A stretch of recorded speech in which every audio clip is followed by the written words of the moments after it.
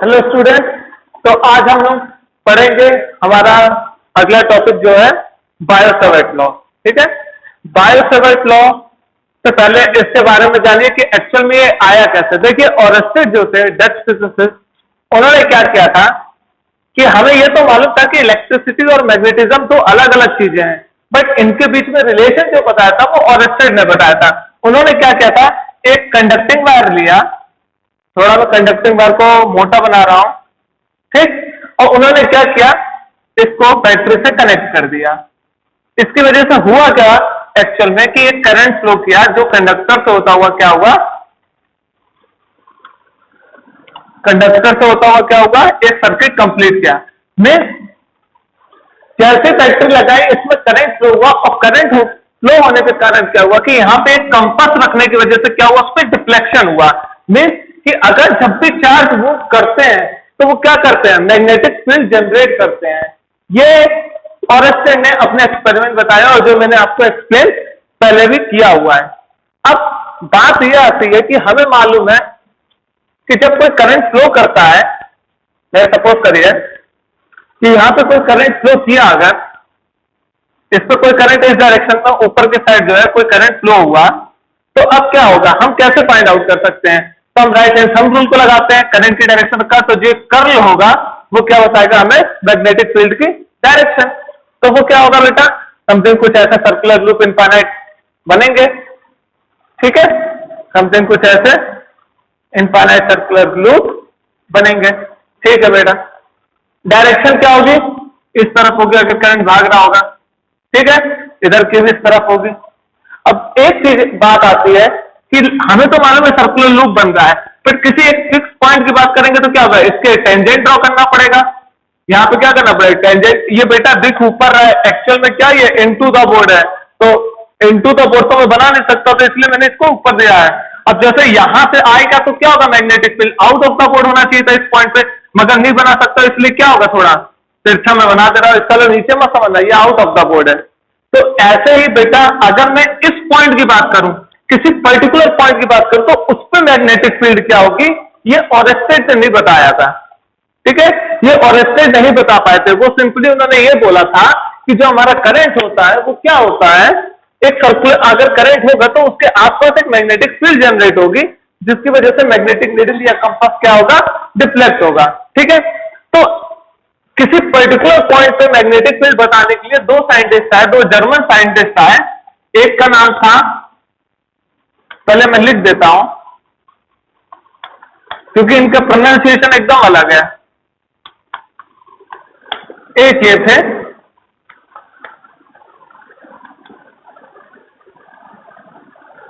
एक मिनट इसके इनकी स्पेलिंग देख लेता हूं मैं एक बार, गलत इंफॉर्मेशन से अच्छा है कि एक बार चेक कर लेना चाहिए पहले,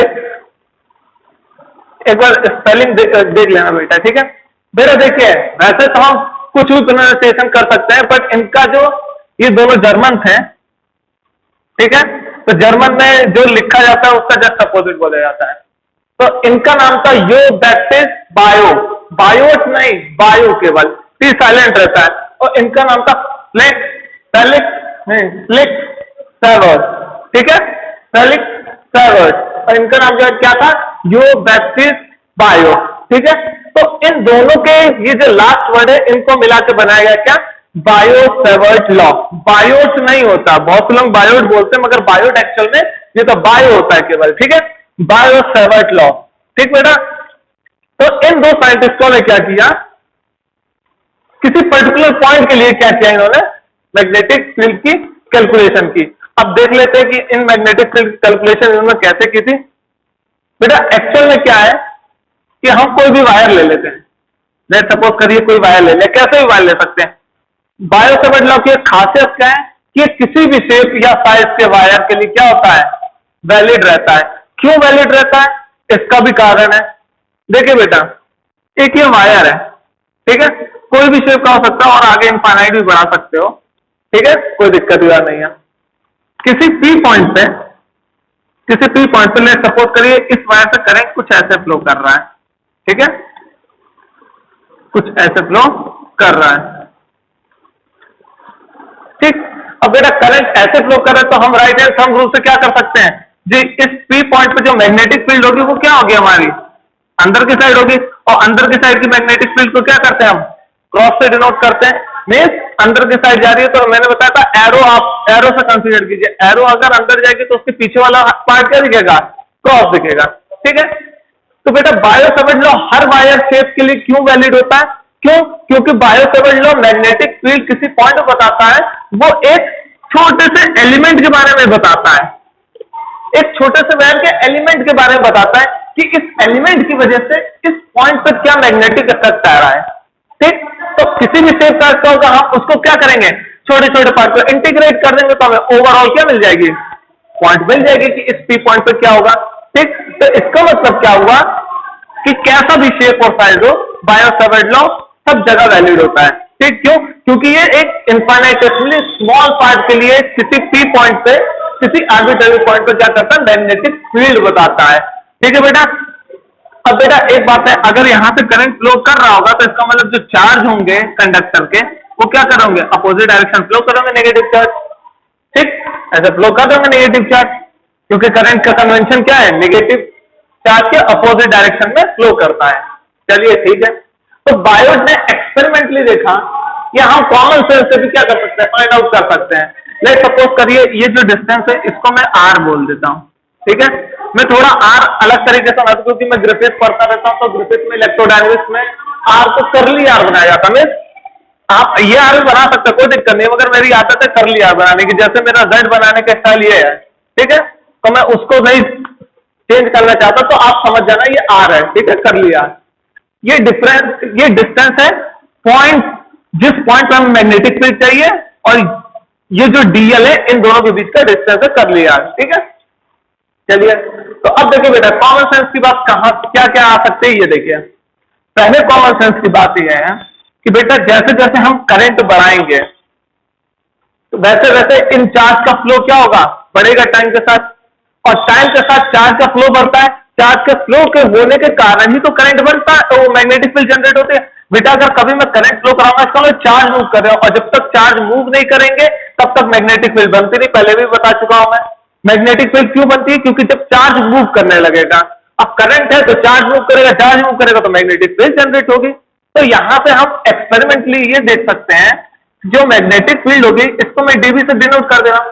बेटा छोटे से लेंथ के लिए इसका लेंथ मैं डीएल दे रहा हूं, इस छोटे से लेंथ के लिए इस पे जो मैग्नेटिक फील्ड होगी वो छोटी सी होगी, जिसे मैं डीबी से डिनोट कर दे रहा हूं। ठीक है, तो जो मैग्नीट्यूड होगा मैग्नेटिक फील्ड का बेटा वो क्या होगा, directly proportional to I, means as I increases magnetic field of this point is also increases।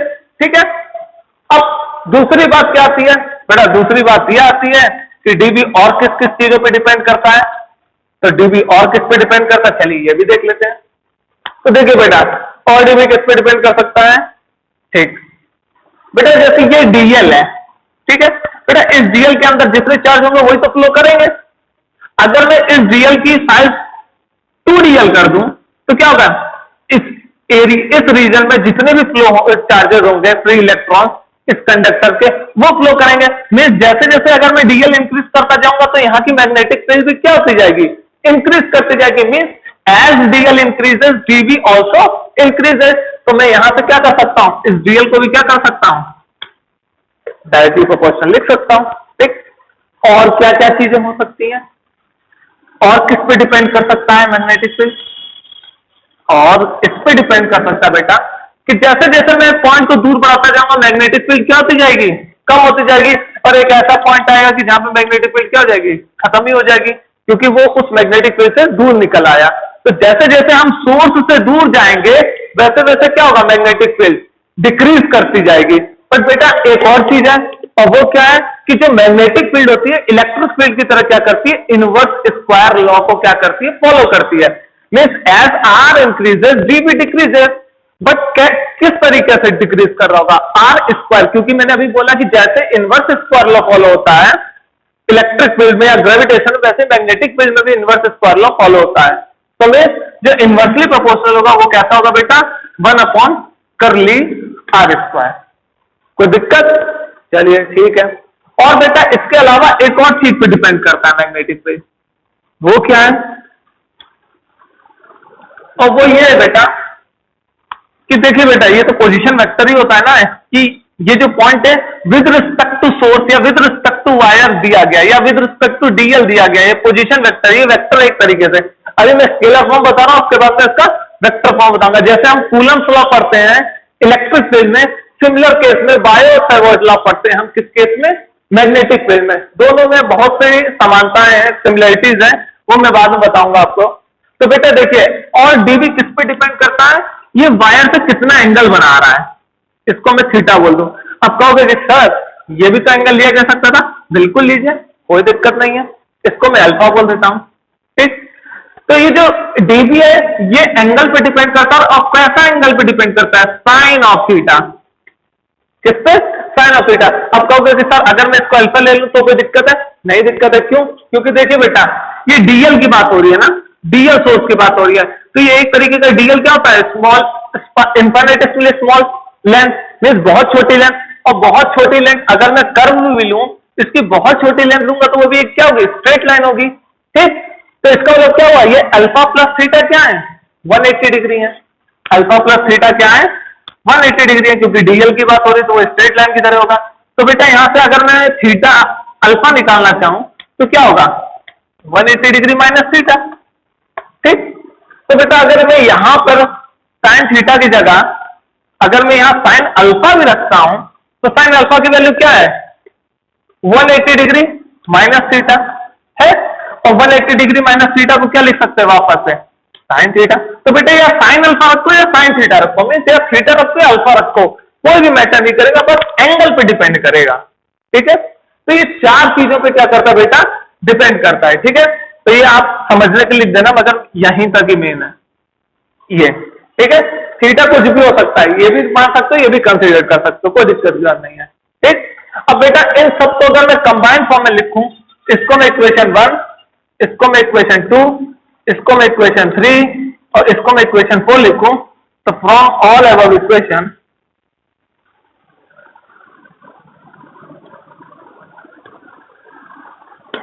We get, क्या पाएंगे हम बेटा, वी गेट जो हमारा डीबी होगा वो क्या होगा, डायरेक्टली प्रोपोर्शनल टू आई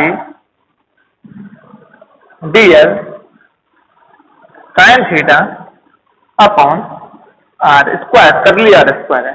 ठीक है बेटा, अब एक्सपेरिमेंट में ये देखा गया कि बेटा अगर मैं प्रोपोर्शनैलिटी साइन को हटाऊंगा तो कुछ कांस्टेंट हमें क्या करने पड़ेंगे, कुछ कांस्टेंट हमें क्या करने पड़ेंगे बेटा, हटाने पड़ेंगे प्रोपोर्शनैलिटी कांस्टेंट, तो कुछ कांस्टेंट हमें ऐड करने पड़ेंगे। अब वो जो ऐड करेंगे वो क्या होगा, वो इधर देख लीजिए, इसको रब करके यही लिख देता हूं, चलिए इधर ही देख लीजिए, कोई नहीं। तो बेटा देखिए यहां क्या होगा, डी वी वेक्टर, जब प्रोपोर्शनैलिटी साइन हटाएंगे तो जो कांस्टेंट यूज किया जाता है वो क्या जाता है, म्यू नॉट अपॉन 4 पाई, साथ ही साथ क्या है, साथ में आई d l sine theta upon कर लिया आर स्क्वायर। ठीक, तो ये हो गया बेटा स्केलर फॉर्म, और इसी को हम बोलते हैं क्या है, ये scalar form of Biot-Savart law है। मैं लिख दे रहा हूं यहां पर स्केलर, बेटा अगर छोटा दिख रहा हो तो मैं बोल भी रहा हूं साथ में, scalar form of Biot-Savart law. ठीक है, यही क्या कहलाता है बेटा, बायो-सावर्ट लॉ। ठीक है, चलिए इतना क्लियर हो गया, तो आगे चलते हैं, आगे क्या खेल है वो भी देख लेते हैं। फिर आगे ये खेल है कि म्यू नॉट 4 पाई की यूनिट क्या होगी। ठीक है, उससे पहले ये म्यू नॉट क्या होता है, ये 4 पाई तो बेटा इसलिए आता है क्योंकि 4 पाई एक तरीके से लगभग एक स्फेरिकल सिमेट्री देता है। ठीक है, और स्फीयर का जो फॉर्मूला था वो क्या था, 4 पाई आर स्क्वायर, या सिलेंडर का भी यूज करोगे तो वहां पे भी ये पाई जरूर आता है। किसी का भी एरिया लगभग हम कंसीडर करते हैं, कोई भी कर्व्ड सरफेस का, क्या कोई भी कर्व्ड सरफेस का, स्ट्रेट लाइन का नहीं मैं बोल रहा हूं, कोई भी कर्व्ड सरफेस का जब एरिया फाइंड आउट करते तो वहां पाई का रोल जरूर आता है, और ये 4 पाई क्या देता है, एक हमें सिमेट्री देता है, इसलिए ये 4 पाई आता है। ठीक है, ये मैथमेटिकल अप्रोच है।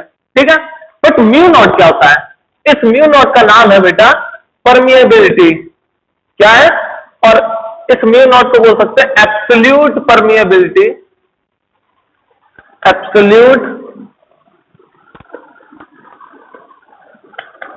परमिएबिलिटी ऑफ फ्री स्पेस और वैक्यूम बोल सकते हैं, फ्री स्पेस और वैक्यूम और एयर। ठीक है, तो ये म्यू नॉट क्या है? परमिएबिलिटी है। अब बेटा परमिएबिलिटी है, ठीक है, जैसे एप्सिलॉन नॉट वहां होता है, यहां परमिएबिलिटी होता है। ठीक है, बट यहां पे दिक्कत क्या आ रही है? ये म्यू नॉट क्या बताता है? जैसे एप्सिलॉन वहां पे क्या बताता है कि इलेक्ट्रिक फील्ड मीडियम में कैसे चेंज हो रहा है, वैसे ये म्यू नॉट क्या बताएगा? म्यू नॉट बताएगा कि मैग्नेटिक फील्ड कैसे चेंज हो रहा है। क्या? मैग्नेटिक फील्ड कैसे चेंज हो रहा है। तो जो परमिएबिलिटी है उसकी डेफिनेशन क्या होगी? डेफिनेशन बहुत कम बुकों में लिखी रहती है, मगर मैं डेफिनेशन बता देता हूं क्या होती है कि resistance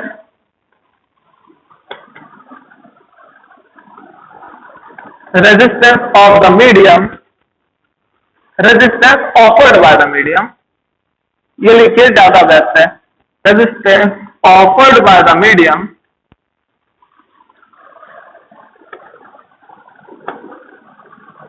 resistance offered by the medium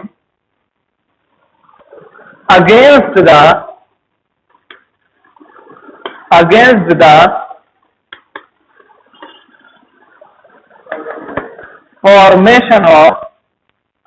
the formation of magnetic field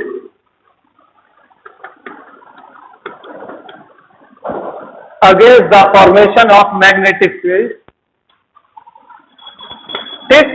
इसका मतलब क्या हुआ? जो ये परमिएबिलिटी होती है, ये म्यू नॉट, वो एक्चुअल में क्या करता है बेटा कि जो मैग्नेटिक फील्ड होती है किसी भी मीडियम में, वो क्या करती है? कम होने लगती है। अगर ये कम होने लगेगी तो इसका मतलब क्या हुआ कि कुछ मीडियम रेजिस्टेंस ऑफर कर रहा होगा, और उस रेजिस्टेंस जो ऑफर कर रहा होगा उसी को हम क्या बोलते हैं? म्यू नॉट, जिसको बोलते हैं परमिएबिलिटी ऑफ फ्री स्पेस, और क्या बोल सकते हैं? Vacuum of air.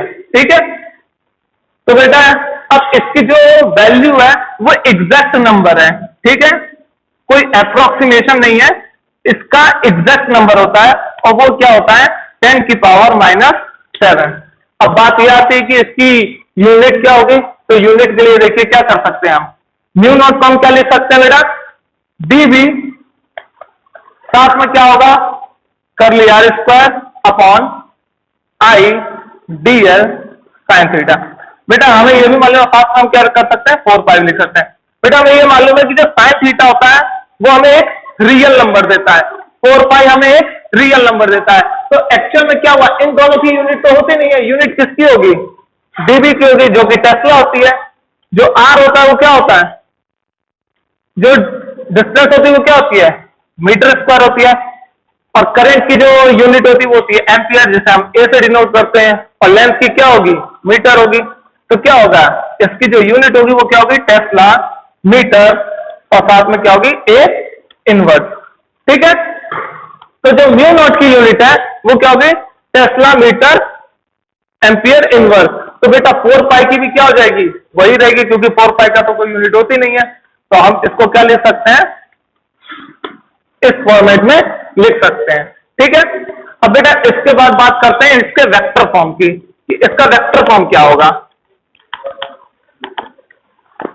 चलिए इसके वेक्टर फॉर्म की बात कर लेते हैं।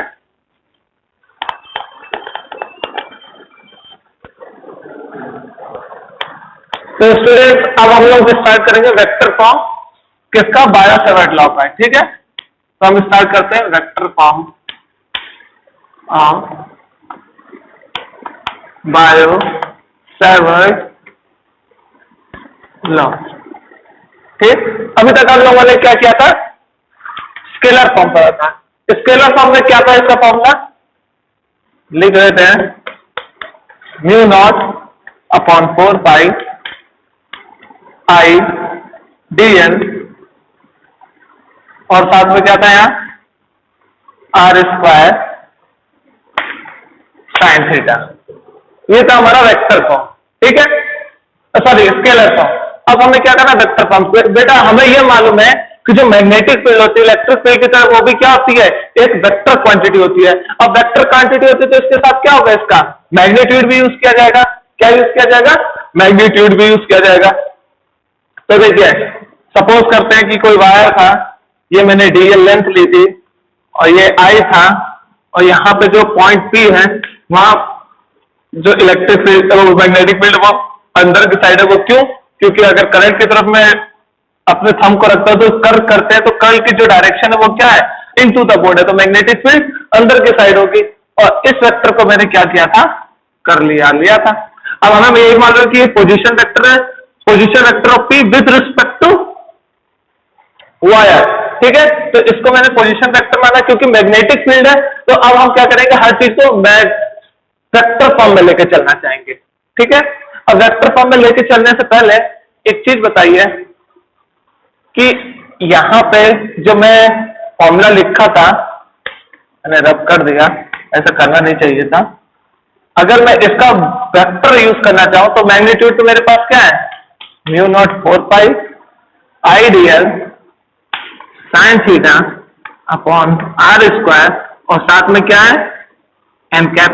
अब ये एन कैप क्या है? Into the board. मैं इनटू द बोर्ड तो बना नहीं सकता हूं एन कैप, तो मैं थोड़ा सा ऐसा छोटा सा निकाल के ये एन कैप दिखा दे रहा हूं। इस केस के लिए एन कैप अंदर की साइड है, तो इस अंदर की साइड जो डायरेक्शन है उसको मैंने इस एरो से, छोटे से एरो से दिखा दिया है, ठीक। अब एक बात और, यहां पे एक चीज की जाती है, देखिए ये मैग्नीट्यूड है और ये इसकी डायरेक्शन है जो कि मैग्नेट बना रहा है। अब यहां पे एक चीज की जाती है, वो क्या? यहां पे एक क्वांटिटी को as a vector quantity considered किया जाता है। क्या? As a vector quantity considered किया जाता है, और वो वेक्टर क्वांटिटी क्या है? ये, ठीक है। और इसको हम ऐसे भी लिख सकते हैं, बहुत सी बुकों में आइडियल को पूरा एज अ वेक्टर क्वांटिटी बोला जाता है, और कहीं कहीं पे आईडीएल वेक्टर को क्वांटिटी बोला जाता है। आई से हटा के यहां लगा दिया जाता है, दोनों कन्वेंशन यूज करते हैं लोग, ठीक है। इसको as a vector quantity treat किया जाता है। क्या किया जाता है? As a vector quantity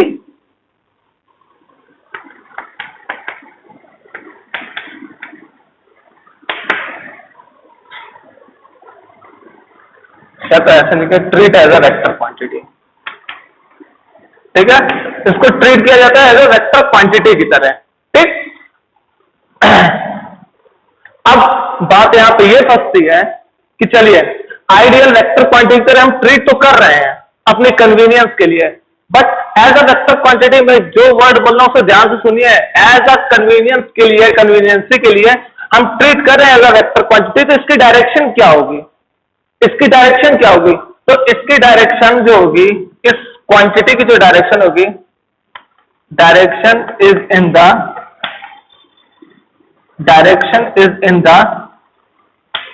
direction of current.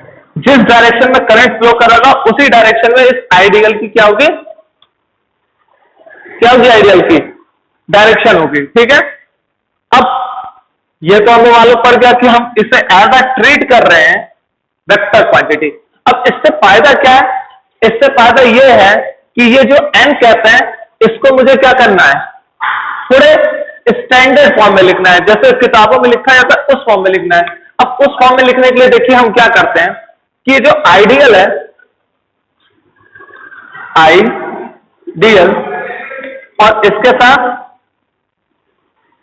कर लिया, ठीक।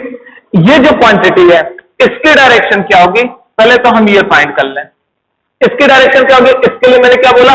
स्केलर प्रोडक्ट है, क्या? सॉरी, वेक्टर प्रोडक्ट है, क्रॉस प्रोडक्ट है। क्रॉस प्रोडक्ट के लिए डायरेक्शन क्या देखते हैं? देखिए आइडियल, यहां पे आई फ्लो कर रहा होगा तो आइडियल की डायरेक्शन क्या है? जिधर की साइड आइडियल की डायरेक्शन है उस साइड मैंने अपने हाथ को रखा, और आर वेक्टर जो कर्ली आ रहा है उसकी तरफ मैंने कर्ल किया, तो डायरेक्शन क्या है? मेरा थंब जो डायरेक्शन दे रहा है वो क्या है?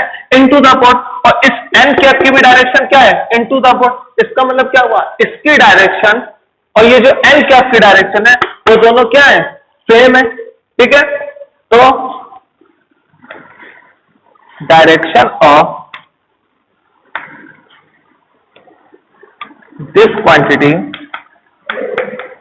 is same as direction of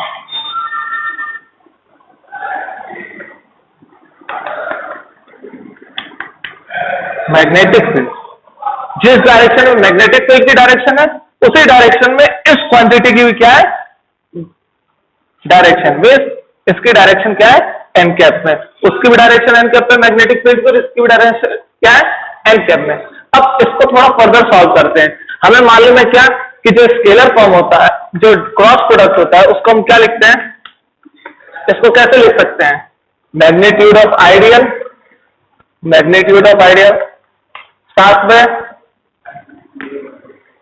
mod of are, इनके बीच का एंगल, मैं साइन थीटा या साइन अल्फा कुछ भी कंसीडर कर सकता हूं, इसको थीटा और इसको क्या कर सकता हूं अल्फा, दोनों के दोनों क्या होंगे सेम होंगे, और साथ में क्या इसकी डायरेक्शन क्या है एन कैप, ठीक है। अब एन कैप इसकी डायरेक्शन है तो इसका मतलब क्या होगा, ये जो एन कैप है वो क्या होगा आई d l r vector upon I d L, और साथ में क्या होगा करली आर होगा, ठीक।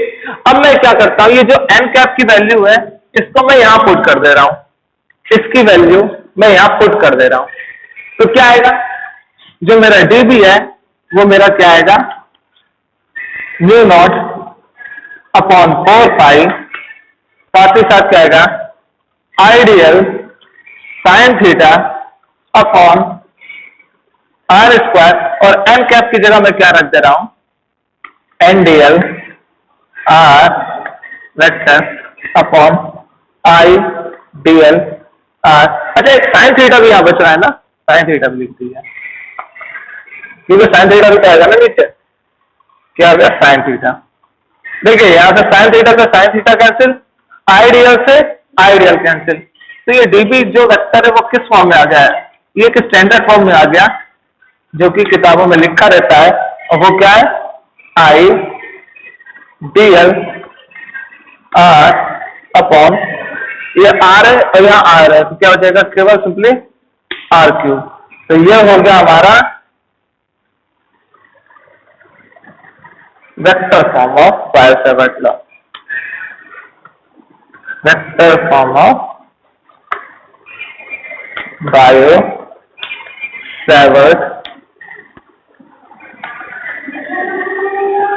लॉ, ठीक है। तो ये था हमारा बायो-सावर्ट लॉ के बारे में। अब इसके बाद क्या करना है एक बार देख लें, अगला टॉपिक क्या अपना,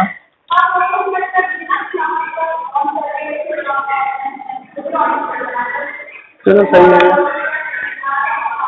ये तो बता दिया हूं परमेबिलिटी के बारे में कि म्यू नॉट एयर के लिए, मीडियम के लिए जो होगा उसकी बात हम मैग्नेटिक फील्ड इन मैटर में बात करेंगे, जो कि अगला चैप्टर है हमारा, ठीक है।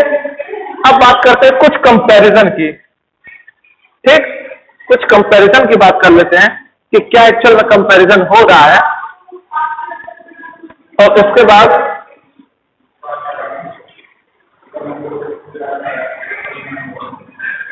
आगे की बात करते हैं। चलिए कंपैरिजन करते हैं हम, तो अब हम बात करते हैं किसकी, स्पीड ऑफ लाइट की, ठीक है। स्पीड ऑफ लाइट क्या, कुछ छोटी छोटी बातें हैं उसको समझिए क्या होता है। उससे पहले हम लोग थोड़ा डिफरेंस जान लें कि एक्चुअल में जो हम लोग मैग्नेटोस्टैटिक पढ़ रहे हैं, क्या पढ़ रहे हैं मैग्नेटोस्टैटिक और इलेक्ट्रोस्टैटिक, इन दोनों में डिफरेंस क्या था, इन दोनों में डिफरेंस और सिमिलरिटी क्या थे, दोनों की स्टडी कर लेते हैं, ठीक है। डिफरेंस स्टडी से थोड़ा बहुत आइडिया हो जाएगा, ठीक। पहली स्टडी क्या कि यहां पे पहली चीज का जो हम लोग फील्ड की बात करते हैं, जो एक्चुअल में चीज होती है वो होती है फील्ड, ठीक है। ऐसे ही जैसे हम लोग इलेक्ट्रिक फील्ड में पोटेंशियल पढ़ते हैं, वैसे यहां पे भी पोटेंशियल होता है, मगर वो पोटेंशियल वेक्टर पोटेंशियल होता है, और पोटेंशियल का एक्चुअल में कोई भी ज्यादा फिजिकल सिग्निफिकेंस नहीं है, पोटेंशियल चेंज करता रहता है पॉइंट टू पॉइंट। जो मेन चीज है जो फिजिकली जो ज्यादा क्लियरिटी देती है थ्योरी में, वो है इलेक्ट्रिक फील्ड और मैग्नेटिक फील्ड, सारा खेल इन्हीं दोनों का रहता है, ठीक है। वेक्टर पोटेंशियल यूनिक नहीं होते, मगर इलेक्ट्रिक फील्ड और मैग्नेटिक फील्ड यूनिक होती है, ठीक है। तो जितने भी हम स्टडी करते हैं वो इलेक्ट्रिक और मैग्नेटिक फील्ड की स्टडी करते हैं। तो पहली बात, जो मैग्नेटिक और इलेक्ट्रिक फील्ड है वो दोनों के दोनों क्या है, वेक्टर क्वांटिटीज है।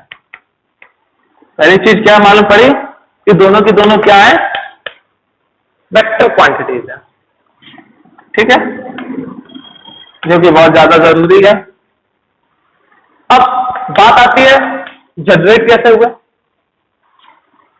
जो ये जनरेट होती है, जो इनका सोर्स होता है वो क्या होता है, जो सोर्स होता है वो इनका स्केलर होता है। क्या स्केलर क्यों? क्योंकि इनका सोर्स क्या होता है, चार्ज होता है, और चार्ज क्या होती है, स्केलर क्वांटिटीज होती है।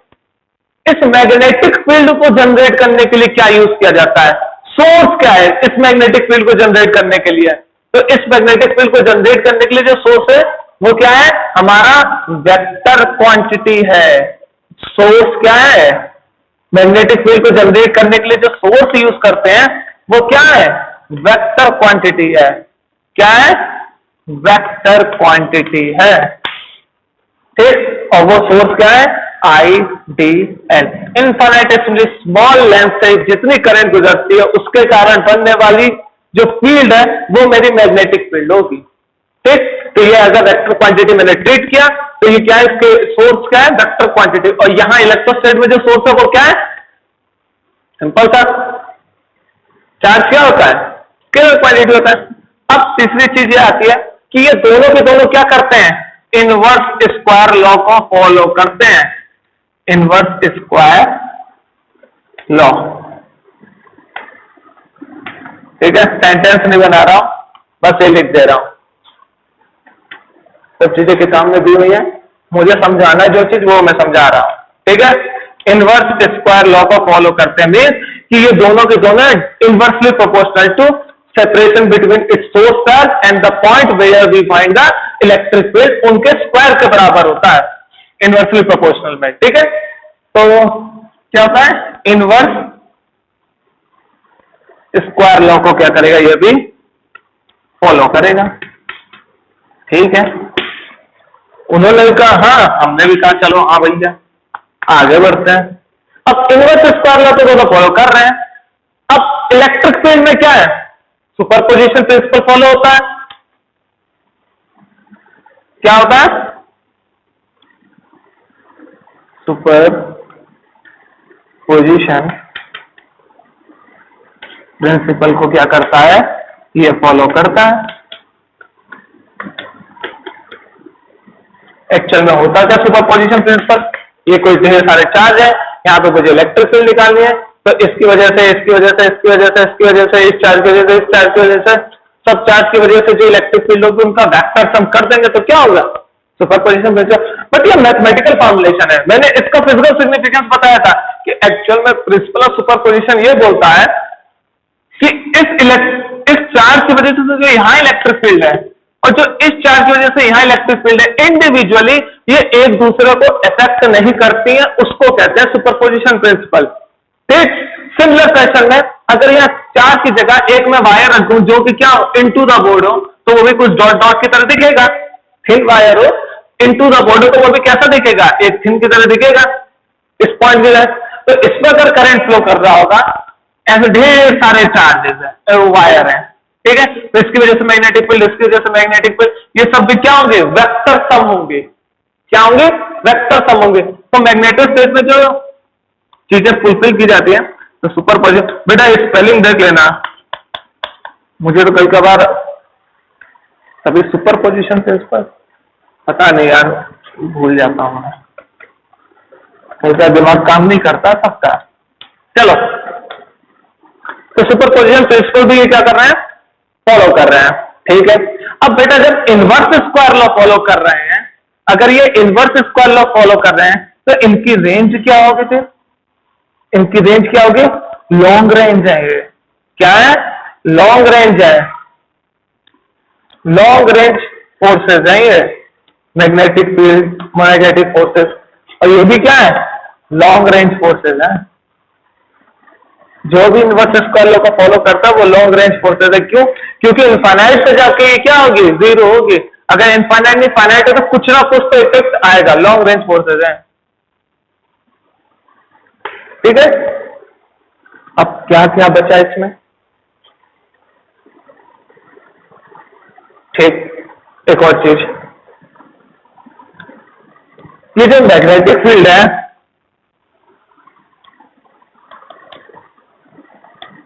magnetic field is linear with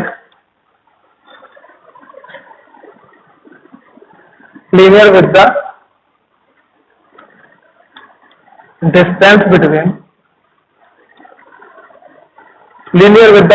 between source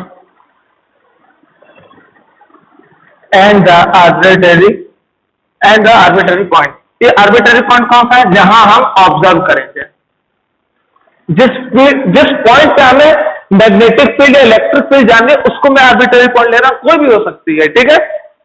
source and the arbitrary point. बेटा इसका मतलब क्या हुआ?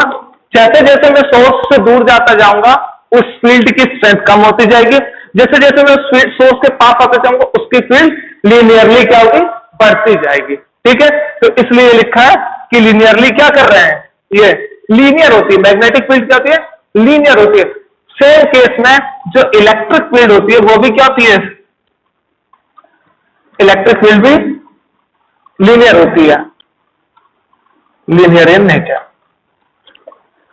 अब समझ जाना, लीनियर इन नेचर लिख रहा हूं, यही सेंटेंस है। सोर्स और आर्बिट्ररी पॉइंट के बीच की जो डिस्टेंस है उस पर क्या होती है? लीनियर होती है, ठीक।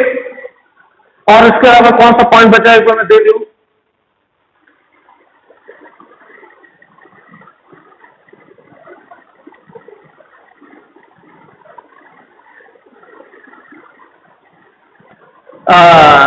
दो चीजें जो बहुत जरूरी हैं वो बची हुई हैं।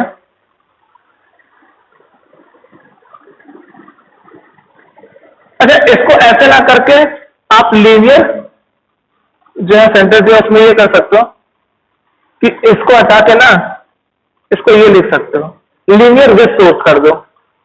क्या कर दो? Linear with source.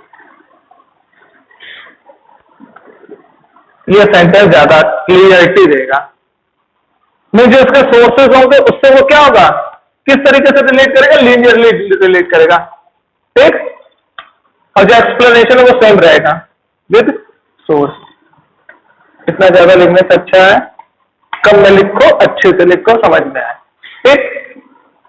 अब बात करते हैं क्या, इसमें दो चीजें हैं जो कि बहुत ज्यादा समझने वाली है, ठीक है। इसे मैं लिखवाऊंगा नहीं, उसको क्यों समझाऊंगा, ठीक है, क्योंकि उसका सेंटेंस बनाऊंगा तो फिर बहुत ज्यादा बड़ा हो जाएगा। वो ये कि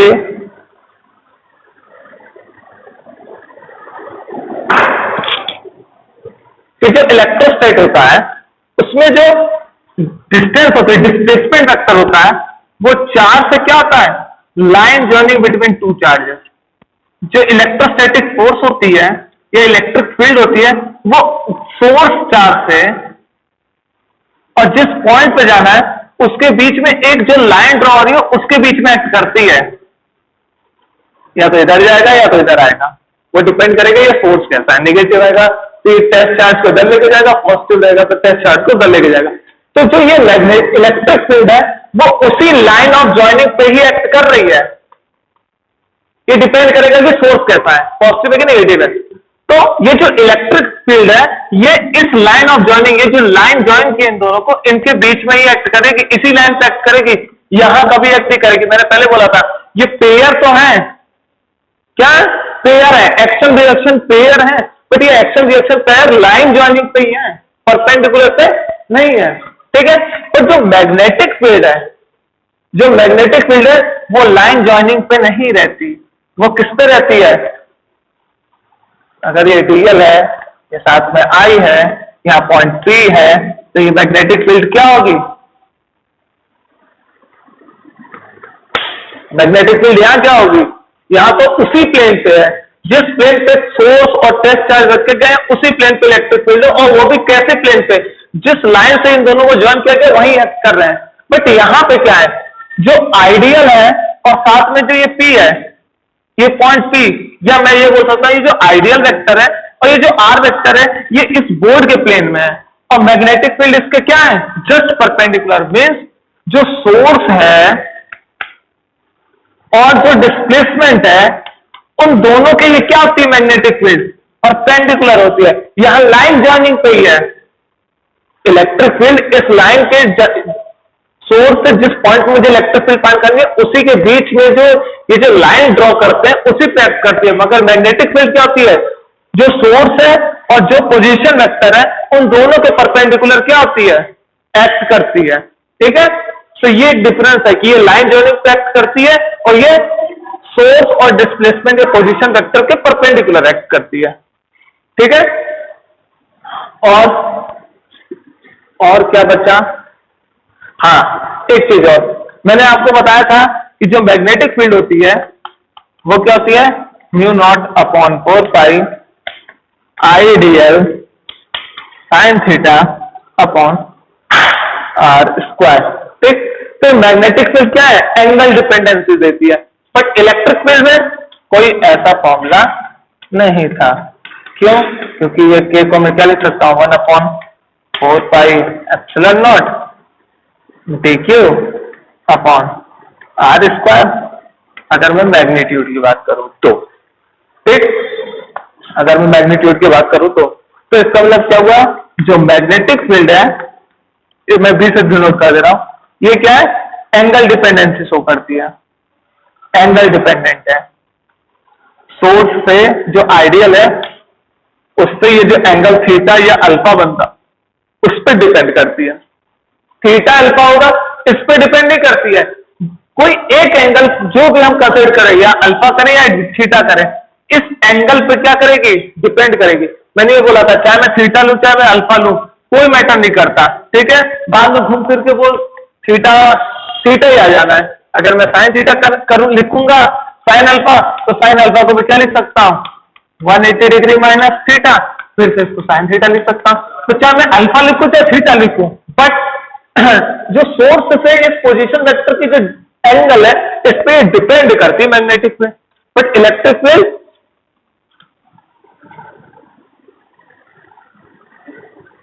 एंगल के स्पेलिंग देख लेना, एंगल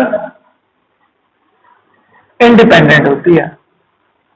क्या होती है, एंगल इंडिपेंडेंट होती है।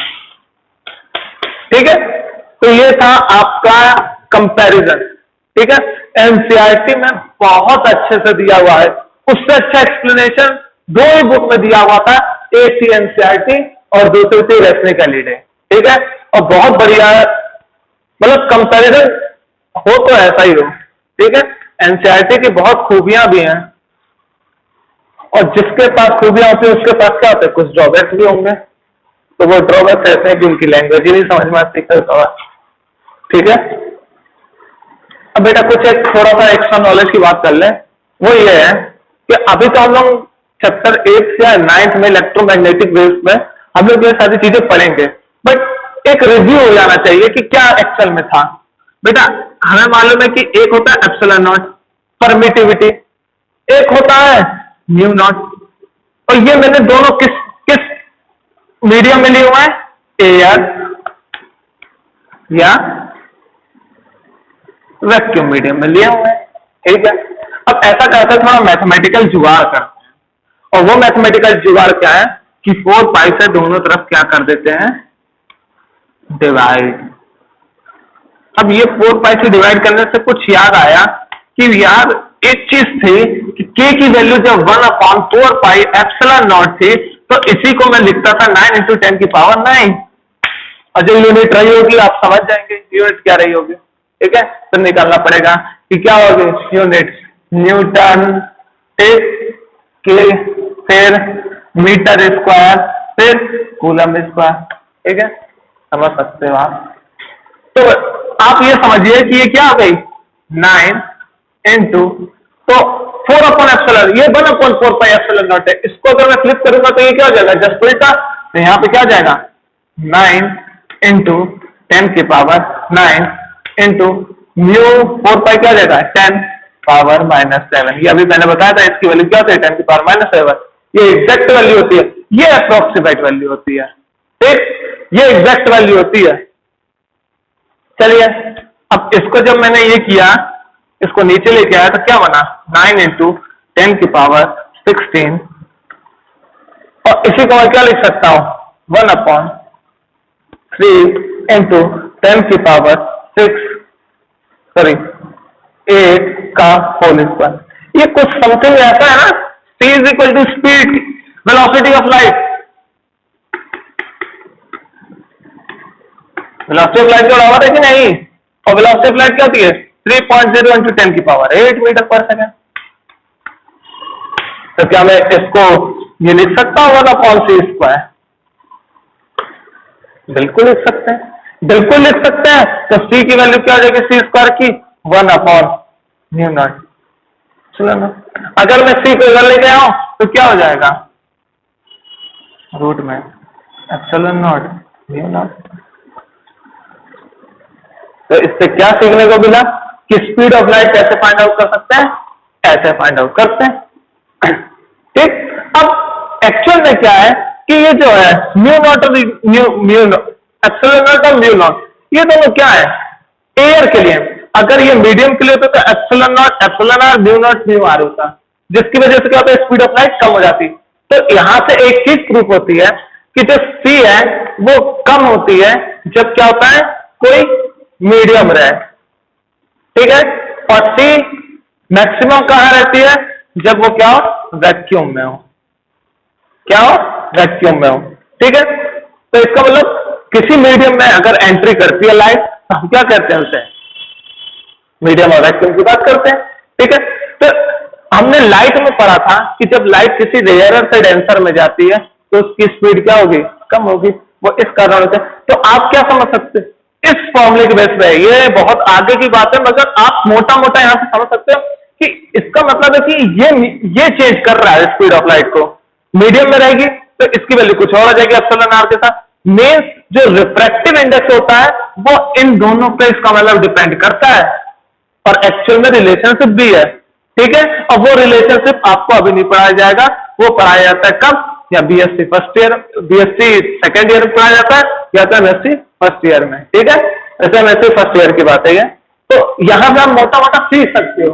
सीखने की बात बोल रहा, ड्राइव करने की बात नहीं कर रहा। ड्राइव कराने कुछ नहीं है, ज्यादा हेक्टिक नहीं है, बस थोड़ा सा आपको वेक्टर कैलकुलस आनी चाहिए, डाइवर्जेंस आना चाहिए, खत्म हो जाएगा केस। ठीक, तो ये थी स्पीड ऑफ लाइट की बात।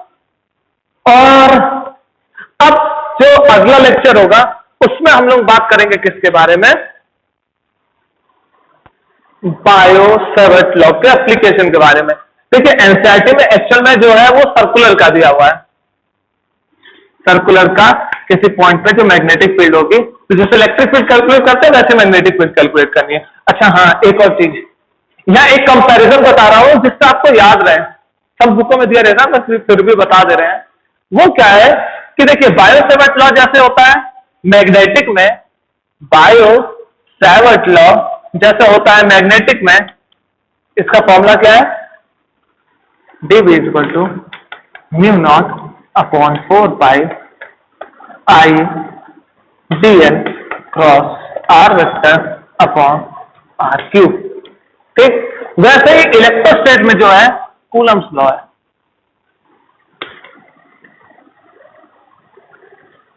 इसका फॉर्मूला क्या था?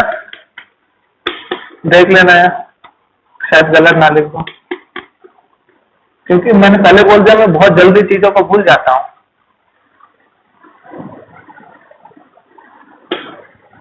ठीक है, अब यहां पे एक चीज देखिए, अगर आप कंपैरिजन कराना चाहें, अगर इलेक्ट्रिक फील्ड से मैग्नेटिक फील्ड में आना चाहें और आपको फॉर्मूला नहीं रखना है तो दो चीजें याद रखनी पड़ेंगी। क्या? देखिए, यहाँ जो एप्सिलॉन 4π क्या है? सेम है। ये एक्चुअल में जो 4π है ये एक्चुअल में सिमेट्री देता है। किसी भी कर्व का अगर मैं एरिया निकालना चाहूं तो उसमें हमेशा पाई जरूर आएगा। किसी कर्व का बोला है, एक स्ट्रेट लाइन का नहीं बोला, किसी कर्व का बोला है। ध्यान से सुनिएगा, कर्वीलिनियर की बात कर रहा हूं मैं। किसी कर्व का अगर मैं एरिया निकालना चाहता हूं या वॉल्यूम निकालना चाहता हूं तो वहां पे जो फॉर्मूला आता है ये 4π ऑटोमेटिकली जनरेट हो जाता है। ठीक है, तो ये जो 4π है ये एक्चुअल में मुझे सिमेट्री देता है। क्या देता है?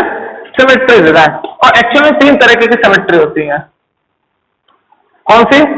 सिलेंड्रिकल, जो आप होश भी नहीं होगा क्या होता है, यहां S रो R, सॉरी रो φ वाई जेड, इससे डिनोट करते हैं,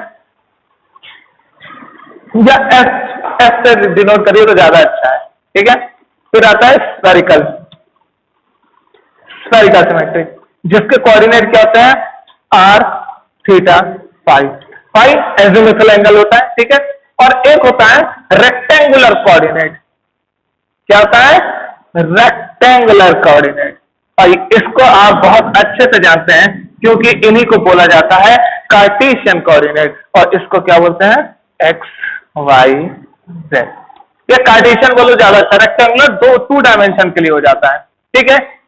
तो एक कार्टेशियन कोऑर्डिनेट ज्यादा अच्छा रहेगा, हाँ, क्योंकि हम रेक्टेंगुलर बोलेंगे तो दो एक्सेस पे ही टिक जाएंगे, मगर हमें तीनों पे लेना है, ठीक है। तो ये तीन सिमेट्रिक होती है, इन तीनों केसेस में ये 4 पाई इस फॉर्मूले को और डी का ये जो 4 पाई है ये फॉर्मूले को इन तीनों कोऑर्डिनेट एक्सिस पे क्या करता है, सिमेट्री प्रोवाइड कराता है, इसलिए ये 4 पाई आ जाता है। बट ये एसआई यूनिट में होता है, याद रखिएगा, ये एसआई यूनिट में होता है।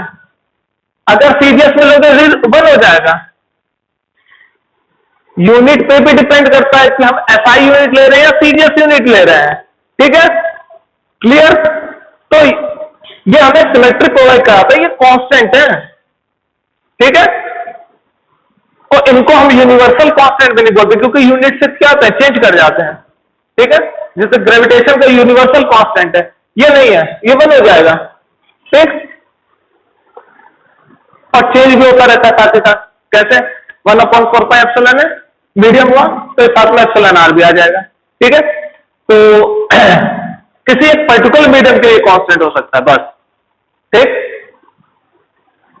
और हाँ, अब बात करते हैं किसकी, देखिए अब इन दोनों में कंपैरिजन देखिए, यहाँ 4 पाई है, यहाँ 4 पाई है, तो देखिए 4 पाई का तो समझ में आ गया कि 4 पाई यूज किया जाता है सिमेट्री लाने के लिए, ठीक है, सिमेट्रिक के लिए यूज किया जाता है। बट यहाँ पे एप्सिलॉन नॉट है और यहाँ म्यू नॉट एप्सिलॉन नॉट है, तो अगर मैं एप्सिलॉन नॉट को रिप्लेस कर दूं 1/म्यू नॉट से, ठीक, देखिए यहां पे भी आर वेक्टर में, यहां पे भी आर वेक्टर में, बट एक्चुअल में क्या है कि यहां एंगल डिपेंडेंसी नहीं होती इलेक्ट्रॉन में, यहां एंगल डिपेंडेंसी होती है, इसलिए यहां क्रॉस प्रोडक्ट यूज कर लिया।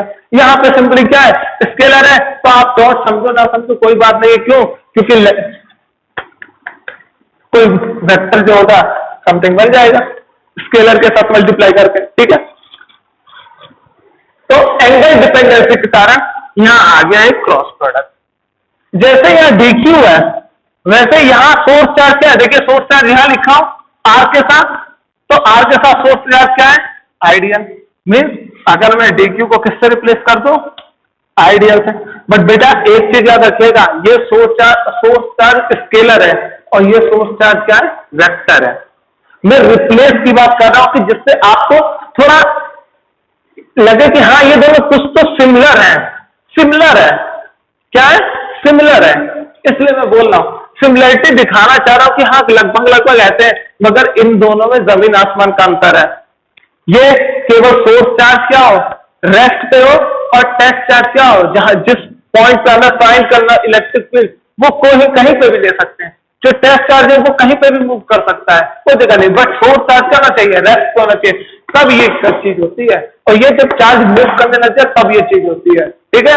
तो ये चीज का ध्यान रखें, मैं इनकी एनालॉजी बता रहा हूं, एनालॉगस नहीं है, ठीक है, ध्यान से सुनिएगा, एनालॉगस है। मैं इनको ये बता रहा हूं जिससे आपको इन दोनों में कुछ ऐसी चीजें मालूम पड़ जाए जिससे कि आप इजिली याद कर सके, ठीक है। तो अगर मैं मीडियम को और इसके सोर्स चार्ज को अगर मैं ऐसे रिप्लेस कर देता हूं और साथ ही साथ क्या रखा दूं, एंगल डिपेंडेंसी, क्या कर दूं, एंगल डिपेंडेंसी अगर मैं कर दूं थीटा वाली, तो क्या होगा, मैं कूलम्स लॉ को अगर मैं याद किया हुआ तो उससे मैं इसको क्या कर सकता हूं, आराम से इस रिप्लेसमेंट के साथ लिख सकता हूं मैग्नेटिक फील्ड को। अगर मैग्नेटिक फील्ड याद हो तो इससे मैं क्या कर सकता हूं, इसको लिख सकता हूं। बहुत सी सिमिलरिटी आपको दिखेंगी भी, ठीक है। तो अब अगले लेक्चर में हम लोग बात करेंगे किसके बारे में, एप्लीकेशन के बारे में, कि बायो सावर्ट लॉ की एप्लीकेशन क्या होती है, ठीक है। ओके बेटा।